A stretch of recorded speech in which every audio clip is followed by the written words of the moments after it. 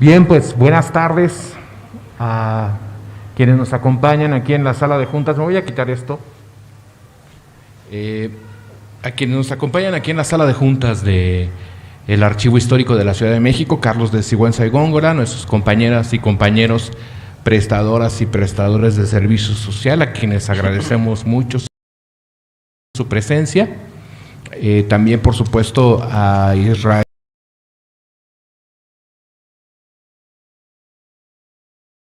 Sánchez Pérez, que es nuestro instructor en este curso de paleografía, que ha tenido un gran éxito y nos congratulamos de ello porque, pues les comento que primero fue una idea del equipo hacer diversos cursos de capacitación dirigidos primordialmente a nuestros prestadoras y prestadores de servicio social por varias razones. La primera, pues porque como parte de los convenios académicos con las instituciones y las universidades donde están estudiando ustedes, hay que acreditar que se les está proporcionando una formación también acá en el ámbito profesional, pero también porque es una necesidad de la ciudad, una necesidad de la ciudadanía, que se expresa muy bien en una frase de Irene Vallejo, que escribe en este libro que se llama El infinito en un junco, la invención de los libros en el mundo antiguo, que les recomiendo mucho. A mí me lo regaló un buen amigo, que expresa una idea que concuerda con el pensamiento de la administración de la doctora Claudia Sheinbaum, de la posición de la secretaria de Cultura, la licenciada Claudia Curiel y Casa, de nuestros directores y también, por supuesto, del equipo que trabaja aquí, de Belén Fernández, nuestra maestra en archivística y conservación, de la maestra Carla Mote, que es también nuestra coordinadora en difusión e investigación del archivo, en fin, de todo el equipo, del buen amigo Brian, que nos hace pensar que la historia es como una luz, retomando la posición que tenía Walter Benjamin sobre el pensamiento. La historia lanza luz, dice Irene Vallejo, refiriéndose al mundo de Alejandro Magno en el momento de la creación de la gran biblioteca de Alejandría. En la época de Alejandro, Oriente era el foco de la civilización. Estaba bien iluminado por la historia. Así nosotros también queremos que la luz de la historia alumbre muy bien la identidad y los derechos culturales de las y los habitantes y visitantes de esta nuestra Ciudad de México. Y de ahí la importancia de proporcionar una capacitación sobre esta herramienta indispensable para el conocimiento de la historia más remota de nuestra ciudad, que es la paleografía, el arte o las artes que sirven para descifrar esos códigos que ya se han abandonado y que fueron aquellos en los que se escribieron los documentos durante al menos 300 años en las instituciones que gobernaron la Ciudad de México y que se resguardan aquí en el Palacio de la Memoria. Recordemos que aquí tenemos los documentos que fueron creados, producidos, recibidos por el Ayuntamiento de México desde 1524 hasta 1928, por el el gobierno del Distrito Federal de 1824 a 1928, las municipalidades de 1824 a 1928 y otras instituciones para las cuales ya no requerimos la paleografía, pero por lo pronto tenemos como campo de trabajo 3 siglos al menos, 4 en realidad, porque el 19 todavía nos llega a costar trabajo hoy en día para leerlo. 4 siglos de trabajo de la historia de nuestra ciudad. Y bueno, pues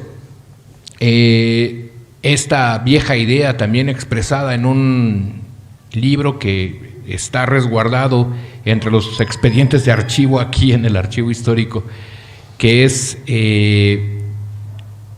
El arte de leer letras antiguas del siglo XVIII, que también se proponía hacer la labor de traducir a su mundo contemporáneo, libros de 1780, lo que no se podía ya leer en aquel momento. Es decir, estamos retomando hoy una idea, una aleación de ideas antiguas para responder a inquietudes contemporáneas. Y la principal inquietud del gobierno de la Ciudad de México en materia de historia es precisamente que nos apropiemos de nuestro pasado para sentirnos orgullosos de pertenecer a esta hermosa ciudad. Por eso es que le pedimos a Israel Sánchez Pérez, que es licenciado en Historia por la Escuela Nacional de Antropología e Historia, que ha pertenecido al programa Máster de Filología Ibérica en la Universidad de Varsovia, en Polonia, quien además está estudiando la maestría en Historia en el Colegio Mexiquense, que ha fungido como encargado del Archivo Histórico Archidiocesano de Tijuana, que ha sido profesor del Instituto Juan Jesús Posadas de Tijuana, colaborador del libro La Magdalena Contreras, Tradición Viva, y que tiene además como línea de investigación los títulos primordiales y códices Techaloyan del Centro de México, así como las crónicas y fuentes coloniales, primordialmente en archivos civiles, pero también eclesiásticos, que nos ayude a impulsarlos a ustedes a ir aprendiendo, a ir generando esta luz que pueda iluminar nuevamente, con la nueva visión, con las nuevas inquietudes de ustedes como jóvenes, la historia de nuestra ciudad. Y bueno, pues nos honramos de tener a Israel como colaborador en el área de innovación tecnológica del Archivo Histórico de la Ciudad, y ahora también como nuestro instructor de este curso taller de paleografía, que además, les informo, ha tenido un gran éxito en el ámbito virtual, porque así como están nuestras prestadoras y prestadores de servicio social aquí presencialmente en esta sala de juntas del Archivo Histórico, hay más de 1,000 personas en las redes sociales que están pendientes y que van a tomar este curso. Los detalles, bueno, pues los proporcionará, entiendo, el propio Israel a partir de este momento, y a mí no me resta más que agradecerles su presencia e invitarlos a que nos esforcemos juntos por lanzar esa luz sobre la historia de nuestra amada ciudad, que es nuestra historia, porque ahí donde vayamos, nosotros también somos la Ciudad de México, la ciudad que lo tiene todo. Adelante, Isra. Bien, pues muchas gracias por asistir a este curso que, como bien dice el director del Archivo Histórico, ha tenido una gran convocatoria y una gran participación de los internautas. Eso es muy importante porque pues el Archivo Histórico es este repositorio de documentos, como bien comentaba él, que a lo largo de la historia ha guardado estos documentos en la memoria. Por eso siempre cuando hablamos del Archivo Histórico nos damos cuenta de que no solamente guarda documentos administrativos de gobiernos anteriores, sino que nos damos cuenta cómo se va transformando completamente la Ciudad de México en base a los documentos. Las personas que están aquí presencialmente, como bien dijo Juan Gerardo, son en su mayoría prestadores de servicio y algunos trabajadores de aquí, y pues muchas gracias por su presencia. Se han dado cuenta, las personas que están en la conectividad virtual se podrán dar cuenta que a lo largo de publicaciones del Facebook, del Departamento de Difusión, suben documentos importantes para conmemorar algunas fechas relevantes a lo largo de la historia. Es por eso que nos damos cuenta que cómo se ha dado la transformación de la Ciudad de México en base a estos documentos. El curso fue planificado primordialmente para estudiantes de ciencias humanas, pero nos damos cuenta que las personas que están prestando el servicio social son de otras disciplinas, ¿no? O sea, me imagino que los que estamos aquí somos de diferente tipo de ámbito, ¿no? Que estudian ingeniería, arquitectura, pero creo que siempre es importante estudiar la paleografía porque nos damos cuenta cómo ha ido transformándose el lenguaje y la escritura en ese momento, ¿no? Aquí en el archivo histórico contamos con documentos que van desde 1500 hasta, 1524, que la más antigua es la Acta de Cabildo, y documentos hasta bien entrado el siglo XX. Entonces nos damos cuenta cómo es el lugar perfecto para poder adentrarse en el mundo de la paleografía. Nos damos cuenta cómo va transformándose la escritura y el archivo funge como este observador. Bien, pues vamos a dar una pequeña introducción para saber de dónde viene la palabra paleografía. Bien, pues desde el punto de vista etimológico, el vocablo paleografía, como alcanzan a ver aquí en la pantalla, viene de la palabra palaios, que es griega, que significa antiguo o primitivo, y grafé, que es escritura o grafía en este caso. Y el sufijo, el ia, el último, es relativo a la ciencia y a las disciplinas. Entonces, por tanto, es una disciplina que estudia la escritura antigua. Nos damos cuenta que desde bien entrado el siglo XVIII ya hay los primeros intentos por transcribir documentos antiguos. Como todos sabemos, la escritura es lo que hace que haya diferentes tipos de manifestaciones culturales a lo largo de la humanidad. Le da sentido a la humanidad. Si bien en periodos anteriores la escritura y la lectura eran para clases privilegiadas o para algunas cuantas personas, hay personas que tienen un profundo interés en ese momento por el estudio de documentos antiguos. Específicamente en el siglo XVIII nos encontramos con un francés que escribe el libro Paleografía. Este documento este libro, hace la primera referencia al término paleografía, porque este monje francés benedictino Bernard Montfaucon ya hace un rescate de escrituras griegas en este caso, ¿no? El libro se llama Paleografía Graeca, que fue editado en París en 1708, pero nos damos cuenta que a lo largo de periodos históricos ya hay un interés por transcribir los documentos. Nos damos cuenta de esto por la Biblioteca de Alejandría, ¿no? Quien ha visto la película de Hipatia se da cuenta cómo hay personas que resguardan los documentos y transcriben relatos orales antiguos para tenerlos fijos en la memoria. Entonces, si nos vamos a la definición de paleografía, es la ciencia que estudia las escrituras antiguas, cuyo conocimiento permite la lectura de documentos de distintas épocas y escrituras diversas.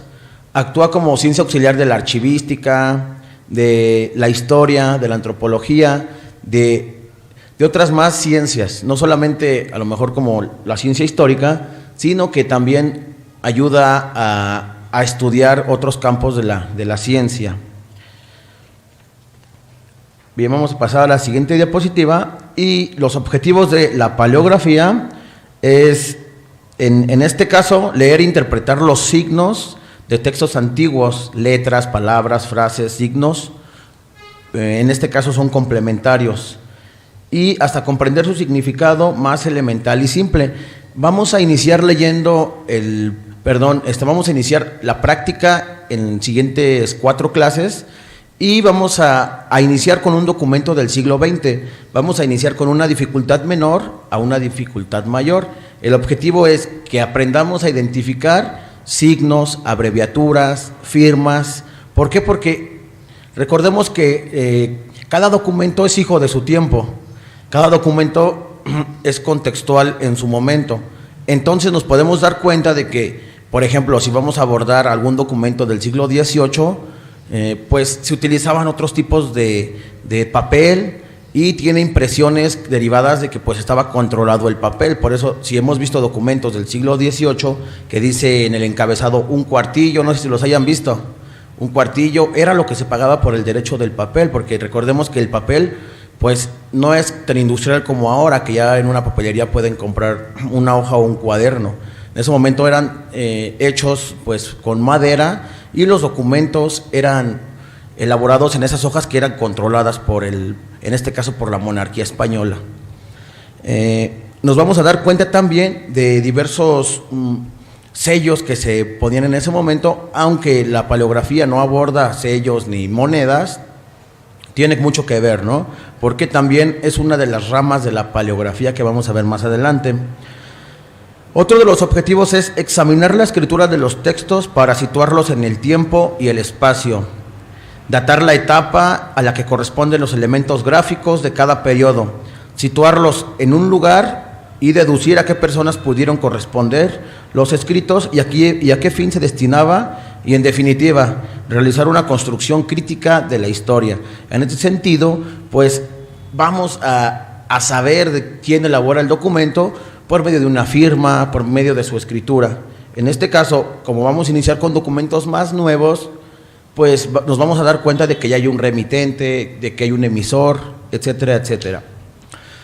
Conocer el origen y desarrollo, evolución, cambios y variantes de su propia escritura. Nos damos cuenta que el español se ha ido modificando. Por ejemplo, durante el periodo colonial hay esta herencia española del idioma castellano, que por ejemplo no se escribía la H, sino la F. Por ejemplo, hacer, facer. A lo largo del tiempo va modificando el lenguaje, y por obvio, si modifica el lenguaje, también cambia el lenguaje ya escrito. Nos vamos a dar cuenta cómo se va transformando la escritura. Por ejemplo, si también paleografiamos un texto náhuatl del siglo XVI, del náhuatl clásico, un testamento o un escrito, pues nos damos cuenta que también el náhuatl ha transformado, ¿no? Se escribía la H, como le llaman descanso, pero actualmente se escribe con J, ¿no? O sea, hay palabras en náhuatl que la J es inventada en el siglo XX por los lingüistas. O sea, nos damos cuenta cómo va transformando la escritura a lo largo de estos procesos. Nos damos cuenta que también el ser humano pues ha trazado la escritura desde tiempos inmemorables. Vamos a pasar a la siguiente diapositiva, y aquí nos muestra la definición. Si gustan anotarla, nos vamos a esperar un momento para que la puedan tener. La fuente fue del Archivo General de la Nación, y esta es la definición. Hay muchas definiciones, o sea, no solamente podríamos decir que es la que está en el diccionario. Cada autor difiere del término. Por ejemplo, para Armando Petrucci, la paleografía es la disciplina que estudia la historia de la escritura, y en particular de la escritura hecha a mano, en sus diferentes fases, las técnicas empleadas para describir en distintas épocas el proceso de construcción de los testimonios escritos y, en fin, los productos mismos de tal proceso, particularmente en su aspecto gráfico, ya se trate de libros, inscripciones, documentos o escritos de naturaleza individual y privada. La paleografía es específicamente la ciencia que se dedica a estudiar la grafía escrita, la escritura hecha por el ser humano. Hay culturas, la cultura humana de tradición es de escritura, ¿no? Nos damos cuenta que aquí en Mesoamérica ya hay una tradición indígena de escritura. Aún no sabemos, por ejemplo, en el náhuatl, como ya no hay muchos documentos, aún no sabemos si se hacía escritura del idioma. No se sabe, se han encontrado algunos restos arqueológicos en Teotihuacán, y como que ya hay los principales, se dan cuenta los arqueólogos y lingüistas que hubo una escritura también del idioma náhuatl. Obvio, no era de forma latina como la que escribimos nosotros, pero ya hay rastros de que pues pudieron haber escrito oralmente. Como vemos, los códices son, a muchos no les gusta el término iconografías, pero son pictografías qué es lo que representa el pensamiento, ¿sí? Pero no hay como tal una firma o algo así que encontremos en ningún códice prehispánico conocido. Vamos a pasar a la siguiente. Vamos a enfocarnos en la clasificación de la paleografía. Pues se puede clasificar a la paleografía en diplomática, paleografía bibliográfica, paleografía epigráfica y paleografía numismática. Y de esta manera suele construir una asignatura en muchas universidades y otros centros que imparten diversas materias de humanidades. Además de que hay muchos cursos como este, nos damos cuenta que hay mucha difusión e interés en la paleografía, pero nos damos cuenta que la disciplina histórica es primordialmente, podemos decir que una de sus ciencias más auxiliares, bueno, no auxiliares, una de las ciencias que más apoya a la historia, porque aunque el historiador aborde el siglo XX, pues es necesario siempre saber un poco de paleografía para saber a lo mejor una firma, o no sé, para otro tipo de objetivos. La paleografía diplomática, que es la primera que aparece, es esta subárea de la paleografía en general que estudia la escritura propia de los documentos. La diplomática como tal es la ciencia que estudia diplomas, o sea, nos referimos a los documentos de base jurídica y que concurren determinadas y especiales formalidades, dándole fuerza de prueba y sirven a la historia como fuente primordial. Pues bien, esta paleografía diplomática es esencialmente la lectura de documentos, o sea, un documento normal, una hoja, un documento escrito, es la paleografía diplomática. Vamos a pasar a la paleografía bibliográfica, que estudia la escritura de los códices y libros manuscritos antiguos y pueden ser considerados como una rama de la bibliografía, que es la ciencia de los libros impresos y manuscritos. Es lo que les comentaba, ¿no? O sea, esta paleografía bibliográfica también es muy importante porque hace referencia a la forma en la cual se escribieron libros antiguos. Por ejemplo, en la primera sesión práctica vamos a leer una bula papal, que, bueno, todos los documentos que vamos a abordar son documentos que están resguardados aquí en el archivo.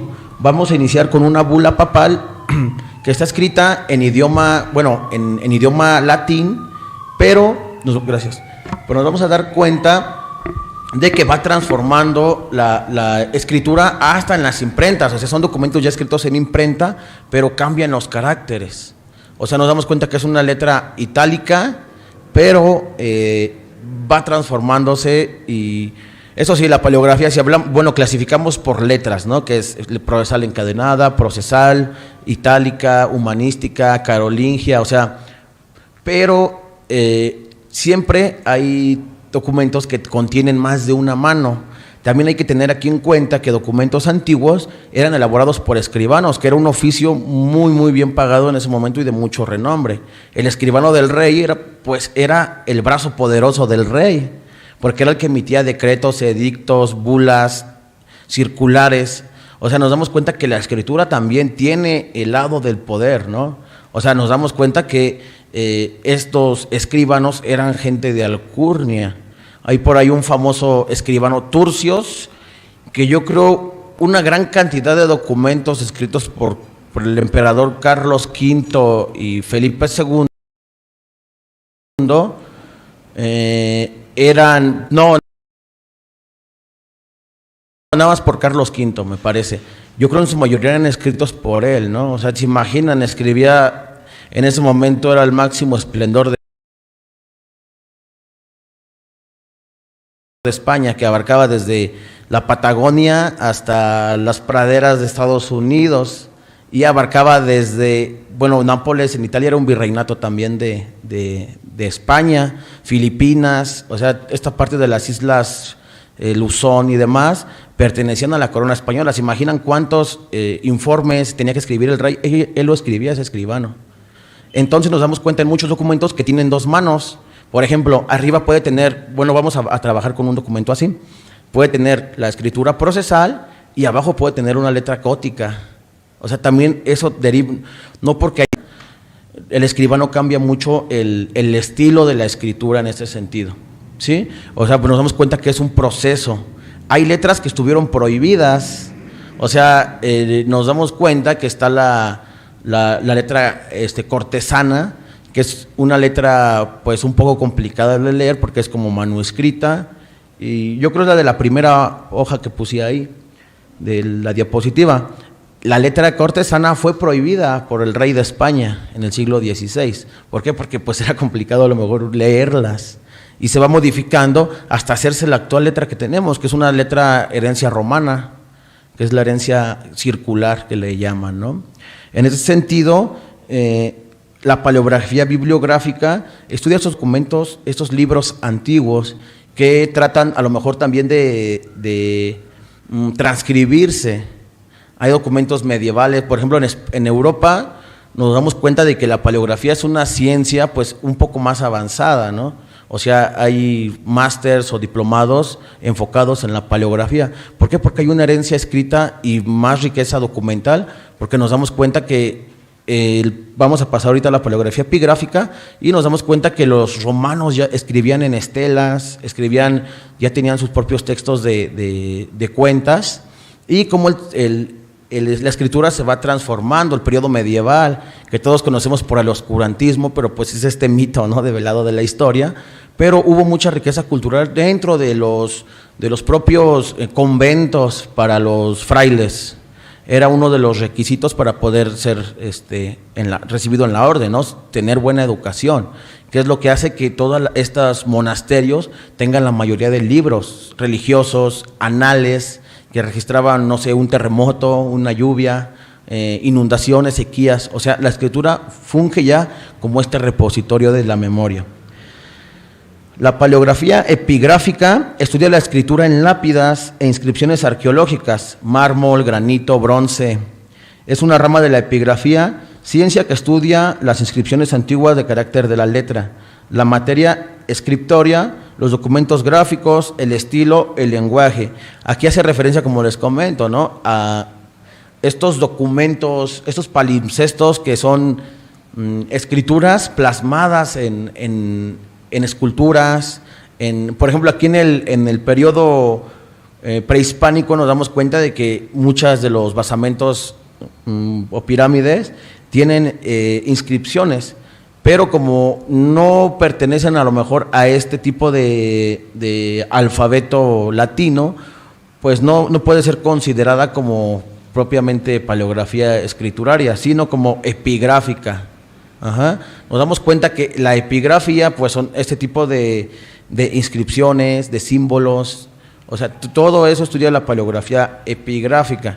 O sea, les pongo un ejemplo, no sé, a lo mejor en una pirámide ahí puede haber un quetzalcóatl o un jaguar. O sea, la paleografía tiene ese sentido, ¿no? O en el caso de los mayas, ¿no?, que son conocidos por tener bastantes tablillas o inscripciones en diversos monolitos o templos que eran dedicados para adoración a sus dioses en ese sentido.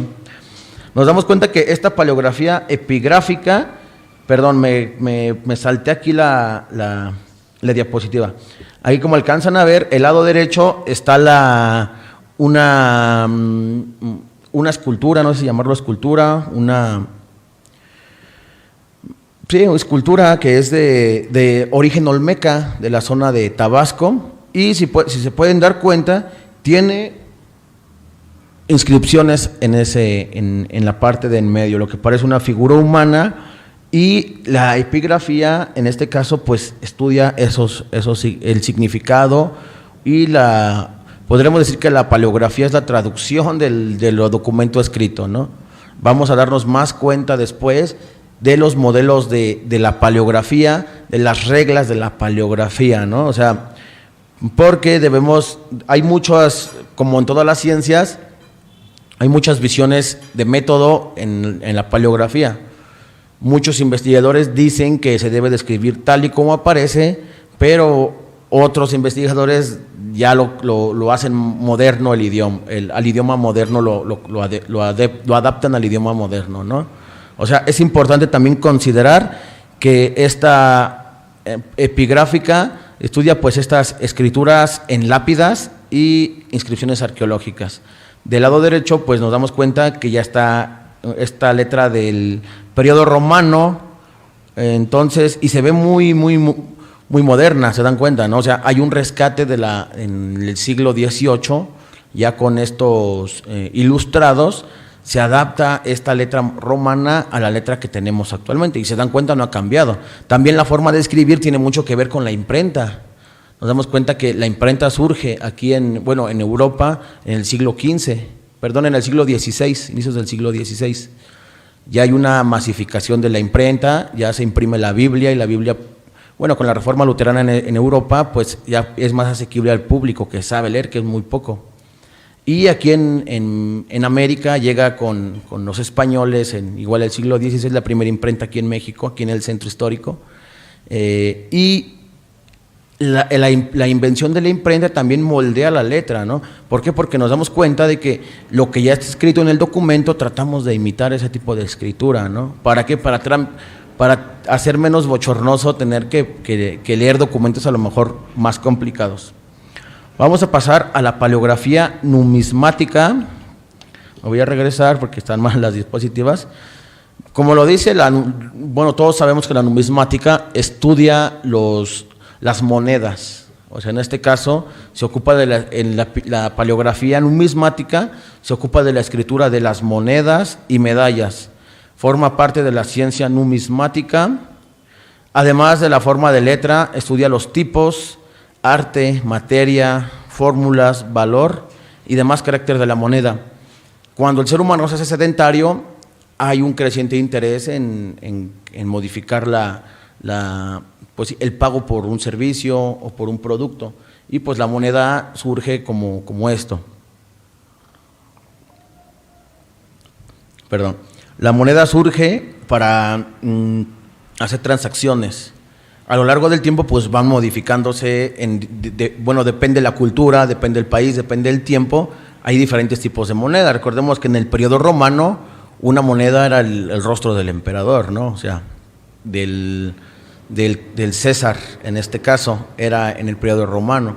Pasamos al periodo medieval y pues eran monedas casi con ningún tipo de inscripción, o en su caso, si eran territorios cristianos, pues una cruz o algo religioso, o el nombre del rey.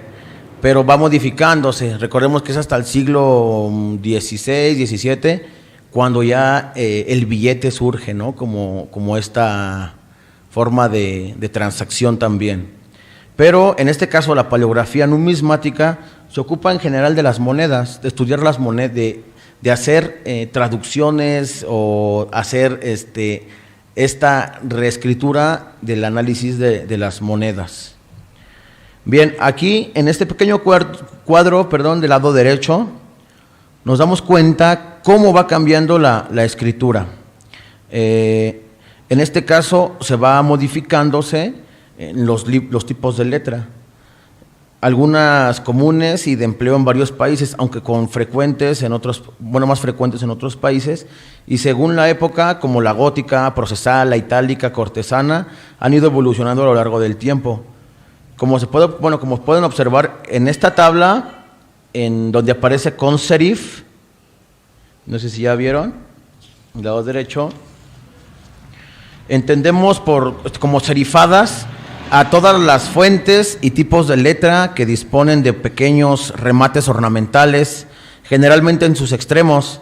Se trata de un tipo de letra que ofrece por lo general un aspecto más elegante que en ausencia de serifa o remates, dando una apariencia más profesional. Uno de los ejemplos más utilizados, pues recordemos que es el New Times Roman, ¿no?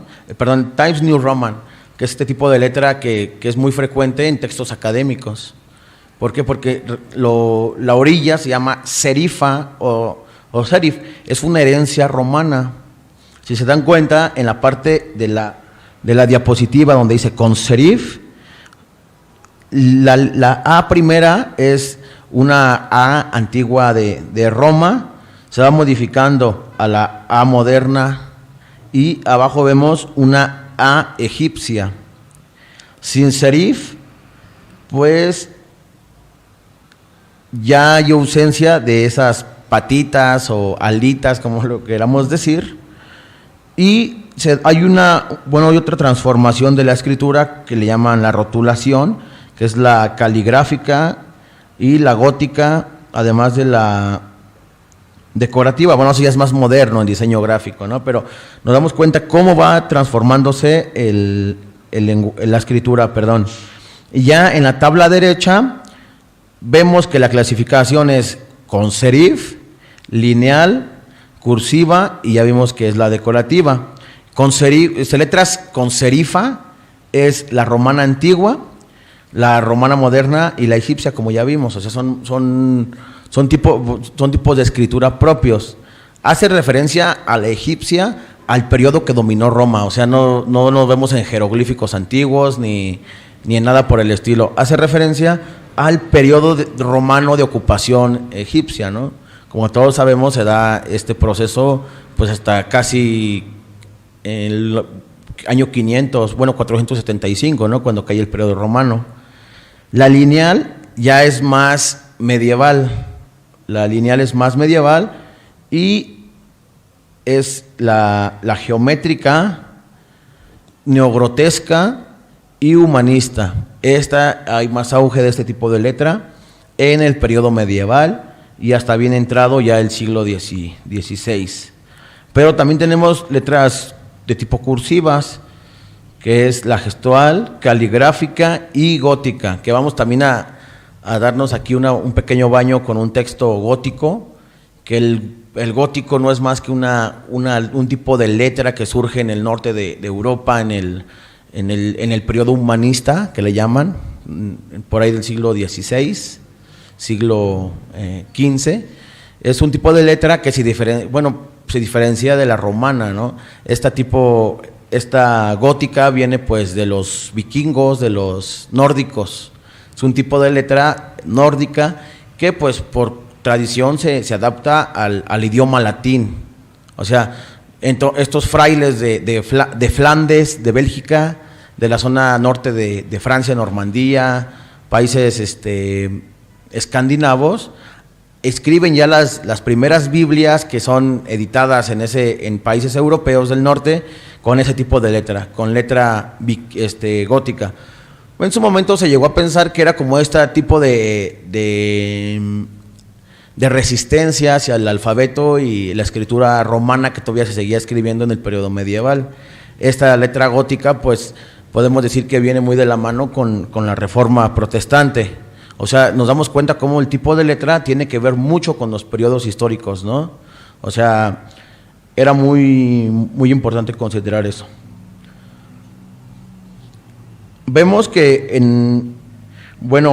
incluimos en este cuadro las letras las decorativas y las manuscritas no tienen un patrón estable tienen como principal función no tanto expresar el nivel escrito, sino más bien la imagen. O sea, ya es un poco más moderno, ¿no? Nos damos cuenta.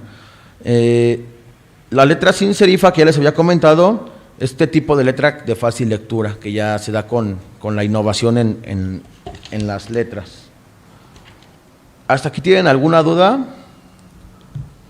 Bien, nos damos cuenta que las abreviaturas, vamos a pasar a otro subtema, que son las abreviaturas, ¿no?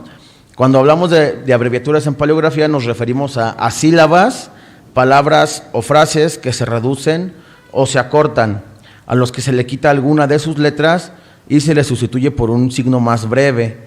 La abreviatura tiene una función práctica: ahorrar espacio. En este caso, el papiro, el papel o pergamino eran escasos y caros, sobre todo en ciertas épocas, como ya les comenté, pues eran procesos más artesanales en la hechura del documento. Si bien vemos aquí en el periodo prehispánico, como todos, sabemos la mayoría, que eran a base de animales, o sea, en pieles de venado, de lobo, de animales grandes, se escribían algún tipo de códices o documentos. También por ejemplo, en el periodo romano egipcio, el papiro era pues muy importante, ¿no? Porque eran, como aquí en México, que es no recuerdo el nombre de este tipo de árbol, que es donde sacan el papel amate que le llaman, ¿no? Que es este molido de corteza de árbol y se seca, se pasa en una prensa para aplastarse y en ese momento se le da forma al papel. En su gran mayoría también, bueno, ya con la llegada de los europeos, ya existía también el papel de algodón, que de igual manera se preparaba de esa forma, ¿no? Se molía en todas el algodón con agua, se hacía en la prensa y pues ya nacía el documento. Pero, por ejemplo, el periodo colonial este periodo donde los frailes elaboraban sus informes orales, como por ejemplo, no sé, Sahagún, Motolinía, etcétera, tenían este tipo de análisis, tenían que hacer ese tipo de análisis a documentos antiguos, ¿no?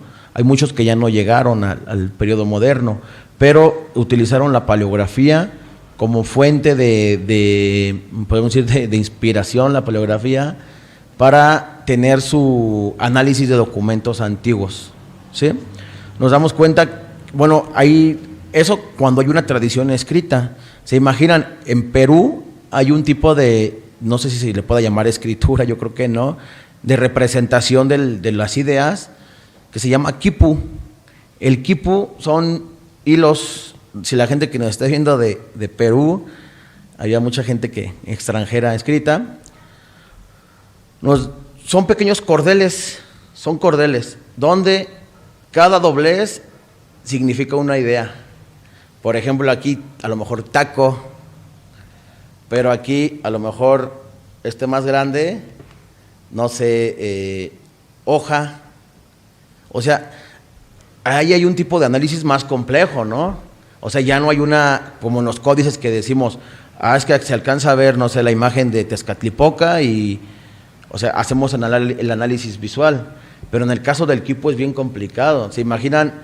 Si no tienes a lo mejor la menor idea de la tradición incaica, pues nos vamos a meter aquí en un problema. Es por eso que la paleografía sirve también como esta forma de entender al ser humano escriturario.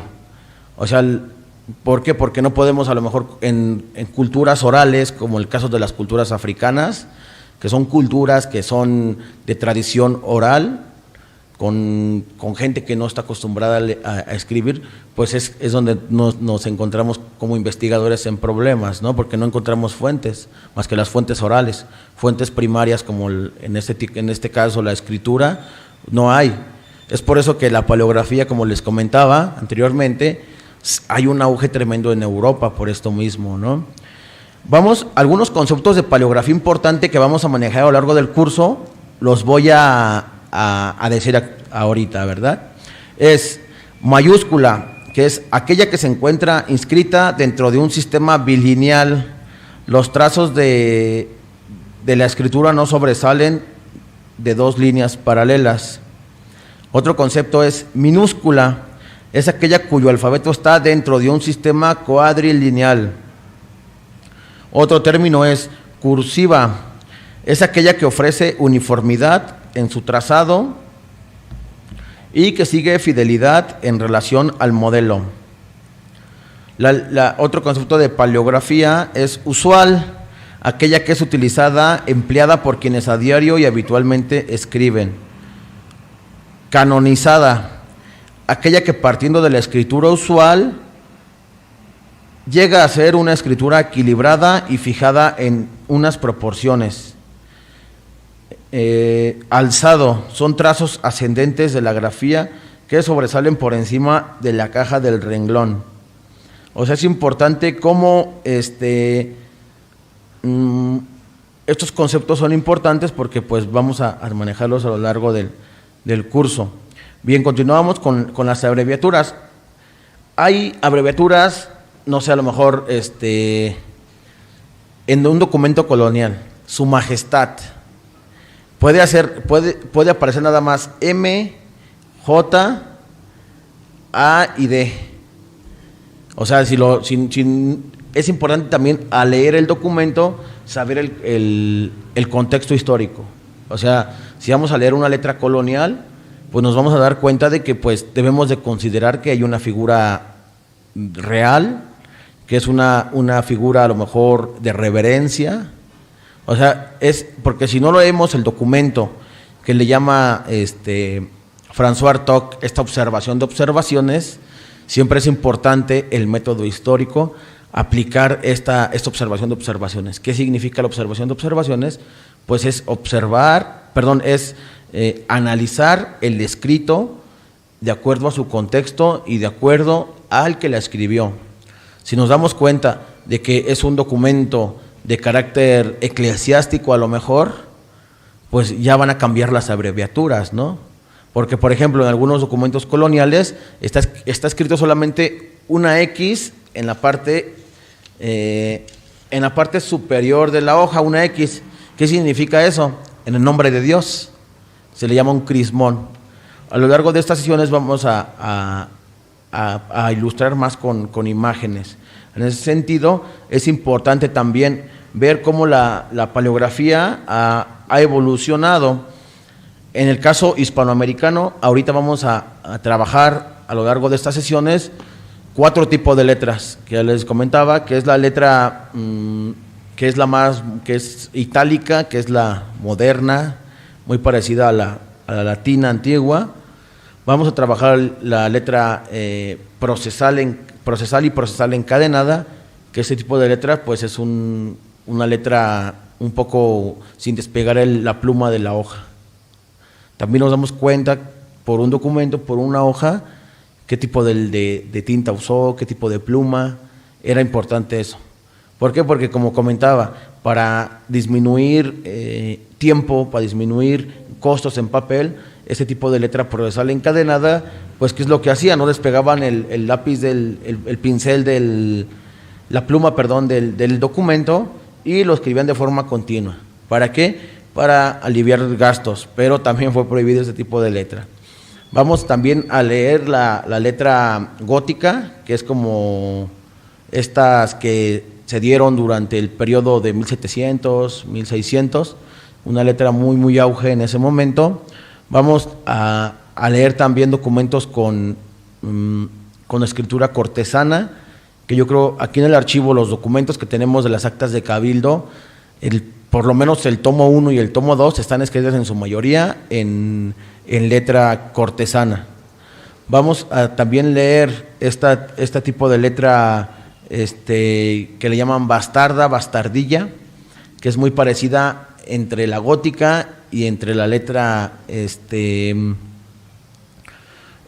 cortesana. O sea, se da un auge de esta letra de igual manera en Europa y es traída aquí a México, a Nueva España, por frailes, en este caso frailes son agustinos los que traen ese tipo de letra. Y pues se impone una moda en documentos antiguos. Hay documentos que le llaman documentos Techaloyan, que son códices elaborados en el periodo novohispano, pero que se hacen suponer de un tiempo anterior. O sea, si dice hay 1500, pero fueron elaborados en 1700. ¿Qué es lo que hacen? Que los escribanos de ese momento imitaban las letras de los documentos antiguos. O sea, ya había un oficio de la transcripción de documentos imitando al pintor. Como nos damos cuenta, pues siempre hay más de un pintor o un escribano. Y escriben nos damos cuenta de que no es de 1500. ¿Por qué nos damos cuenta? Porque está escrito en letra bastardilla, que es del siglo XVIII. O sea, son documentos que se hacen suponer de 1500, pero no puede ser, o sea, no es porque me diga el dato mal o porque esté mal la fecha. Nos damos cuenta por la letra. O sea, nos damos cuenta que un documento no pertenece a ese periodo porque en ese momento todavía no se inventaba o todavía no se ponía de moda un tipo escriturario. En ese sentido, siempre nos va a ayudar mucho el uso del contexto en el documento. Yo creo que como historiadores y en su mayoría investigadores sociales, esta observación de observaciones siempre es importante. ¿Por qué? Porque nos va a ayudar a comprender un documento. Porque si leemos, no sé, a lo mejor un documento de 1700 que hable sobre un tipo de edicto o una bula papal, si no entendemos qué ocurría en ese momento, pues no vamos a comprender el texto.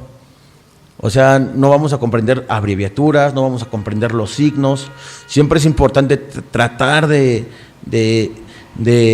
analizar el contexto sociocultural de ese momento o el contexto histórico para saber de qué habla un documento, ¿sí? Así como la historia, los documentos son, pues, hijos de su tiempo. Vamos a dejar 10 minutos para preguntas, no sé si haya preguntas del público. Sí.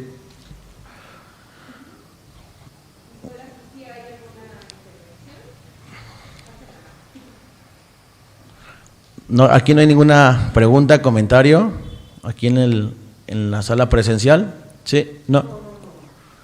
Muy bien, nos comparte Isabel Vega Ror de la plataforma de Facebook, nos hace una aclaración también. El quipu era una forma de representación de conteo, contaban o inventariaban los alimentos. Se dice que es escritura, pero está directamente ligada con las matemáticas. Sí, o sea, efectivamente, el quipu pues fue esta representación indígena para adecuarse al idioma español, para adecuarla al idioma actual. Recordemos que las matemáticas y la escritura se da por medio de esta necesidad de intercambiar y de tener, por ejemplo, no sé, han encontrado contratos hechos en tablillas en la zona de Irak, en la antigua Mesopotamia. ¿Por qué? Porque la escritura nace como necesidad de hacer que quede plasmado. No sé, a lo mejor le vendieron una vaca o un burro y que quedara plasmado en una tablilla. ¿Para qué? Para fundamentar la verdad.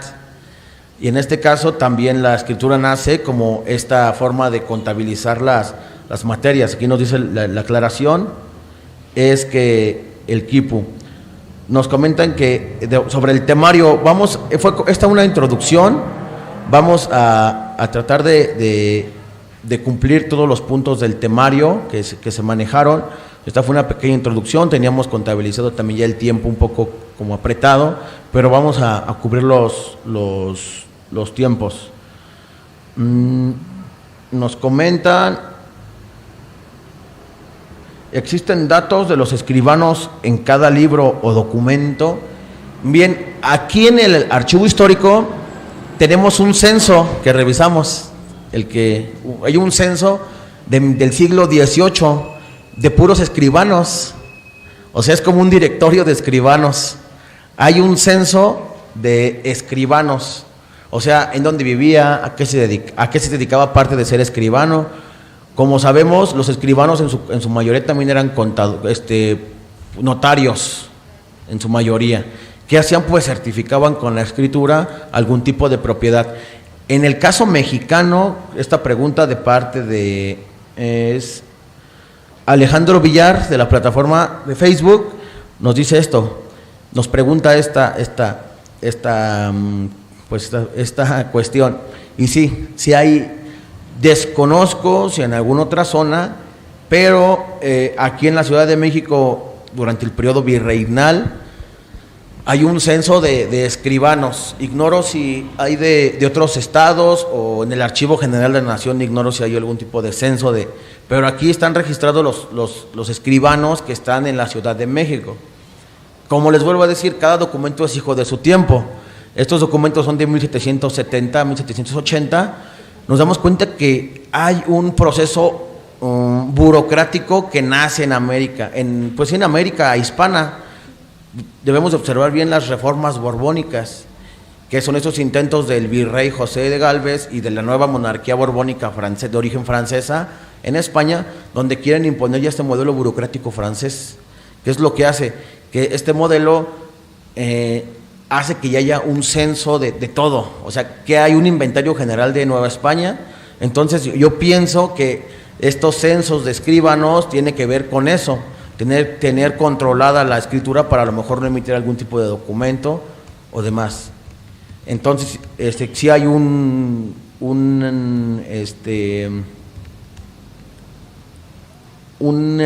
tipo de escritura. Bien, nos preguntan que si puedo repetir los conceptos.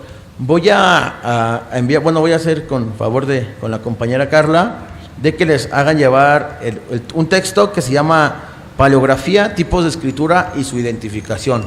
Es un texto que es editado en España Es un pequeño manual paleográfico y ahí vienen los conceptos de paleografía más adelante. Y en su mayoría, los que tengan algún tipo de duda con el temario, los temas, no se preocupen, vamos a tratar de retomarlos la siguiente sesión para que quede más claro. No nos vamos a saltar ningún tema del temario. Como les comento, este era como que una pequeña introducción y vamos a ver más a fondo los tipos de documentos, ¿sí? Les voy a hacer llegar la información que viene. Bueno, nota aclaratoria de derechos de autor.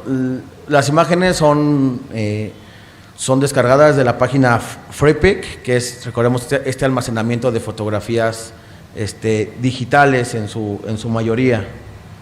Nos dicen otra pregunta que Rafael Chaveste, hola, tengo una pregunta. ¿En España hay algún archivo de documentos en náhuatl? Seguramente sí que hay archivos. Nos dice, bueno, de náhuatl, yo creo que sí.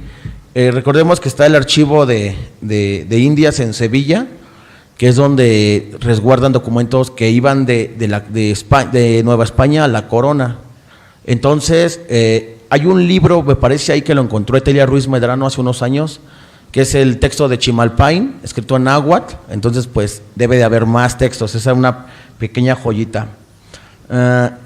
Y si hay en náhuatl, fueron, pues, que se los llevaron, porque hay diversos, por ejemplo, en Irlanda hay un códice Techaloyan, en Estados Unidos hay varios, en Polonia, en Alemania, en la Biblioteca de Berlín, en el Vaticano, o sea, hay muchos. Nos pregunta Antonio Galván García, ¿la paleografía epigráfica es propia de la interpretación de signos en las estelas u otro soporte prehispánico? En estelas, en vasijas, en vasos, en todo tipo de inscripción en soportes físicos.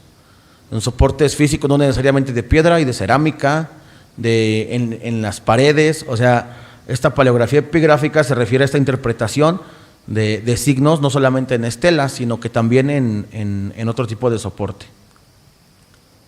Nos pregunta Dante Romero, ¿en cuál texto de François Hartog podemos profundizar sobre la observación de observaciones? Pues es en este texto de, ¿cómo se llama? Las formas de historicidad. ¿Cómo se llama esta? Regímenes de historicidad de François Hartog. Habla sobre esta observación de observaciones. Y ya hace unos años el doctor Alfonso Mendiola lo trabaja mucho en las crónicas de los frailes. Si es de reformas de regímenes de historicidad de François Hartog, encontramos más sobre la observación de observaciones, que es una propuesta ya muy nueva. Bueno, no tan nueva, pero sí es más novedosa. Nos pregunta Arturo Fernando Aguilar, ¿de qué manera se puede complementar la lingüística con la paleografía? Pues bien, como comentaba anteriormente, pues creo que van muy de la mano, porque si se modifica la lengua, se modifica la escritura. Como les decía, va cambiando. Bueno, en 1490, 91, nace el diccionario de lengua castellana, el primer diccionario de idioma español, por Antonio de Nebrija. En ese diccionario, podemos decir que él reinventa el español. O sea, se escribía muy diferente. Si nos damos cuenta de una versión del Quijote con paleografiada a la par del texto de Cervantes, pues es un texto que tiene un español medieval. Ya en los textos actuales, en los libros actuales, ya es un español moderno, modernizan la grafía. A eso nos hacemos referencia, ¿no? Con la paleografía bibliográfica. O a lo mejor en el idioma inglés, el Shakespeare escrito es diferente al Shakespeare que digerimos en alguna novela de Porrúa o de alguna otra editorial. Entonces sí nos damos cuenta de que con el lenguaje se modifica la escritura. Y pues creo que son todas las preguntas que tenemos. Si aquí no hay ninguna pregunta, damos por concluida la sesión del día de hoy. Les agradezco su participación a los chicos de Servicio Social, trabajadores y empleados del Archivo Histórico, y a la gente que está en sus casas, en la oficina, en el trabajo. Les agradecemos la importante asistencia a este curso del taller de paleografía, y pues la mayoría de observaciones eran del temario, pero no se preocupen, vamos a abarcar y tratar de abarcar todo. Muchas gracias y pues hasta la próxima.